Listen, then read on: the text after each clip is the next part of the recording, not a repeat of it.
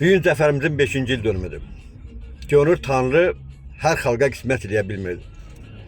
Zəfər və şərəf gününü. Bəli, zəfərimizlə bərabər bir şərəfimizi də geri qaytardıq. Bu hər xalqa qismət olmur. Dünyada baş verən müharibələrə baxın, yaxın ətrafımızda baş verən müharibələrə baxın. Belə bir xoş gün, belə zəfər, şərəfli gün heç bir xalqa qismət olmayıb hələ. Hələ yaxın 100 ildə də belə möhtəşəm bir müharibə, dünyada bərabəri olmayan bir müharibə. 44 günə bütün vətən torpaqlarımı azad elədik. Bizə kömək olan bütün xalqlara, bütün dövlətlərə, dar gündə kürəyimizi sökəyəcək bir kürək olan qardaş ölkə Türkiyəmiz, Pakistan və İsrailə bu barədə özlərinin təşəkkürümüzü bildireyim.